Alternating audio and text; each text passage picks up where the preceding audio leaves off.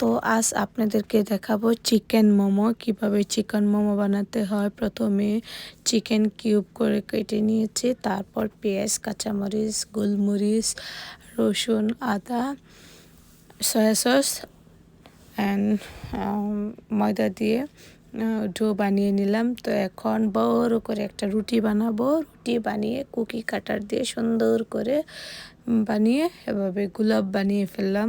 তো এখন স্টিমে বসিয়ে দিয়েছি। তো এখন আরেকটু সুন্দর করে দেখাই কিভাবে গোলাপ বানাতে হয়। একটার পর একটা কুকি কাটার দিয়ে কেটে সুন্দর করে রুটি একের উপর একটা রেখে তারপরে মাঝখানে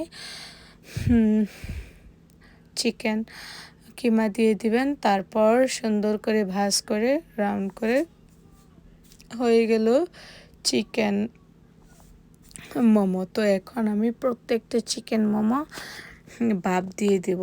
তো এখানে স্টিমের পাতিলে স্টিমার বসিয়ে দিয়েছি। তো এখানে আমি সবগুলা মোমো স্টিম করে নিব।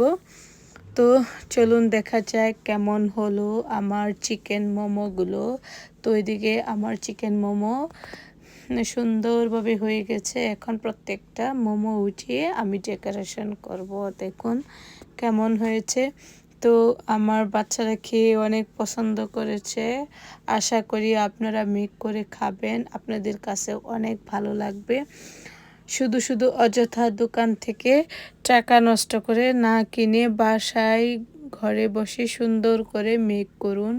দেখবেন আপনার ইচ্ছা মতো খেতে পারবেন এবং টাকা সেভ করুন এবং নিজের স্বাস্থ্য শরীর ভালো রাখতে পারবেন। বাহিরের অস্বাস্থ্যকর খাবার খেয়ে আমরা শুধু শুধু বড় বড় অসুখ বাঁধাই।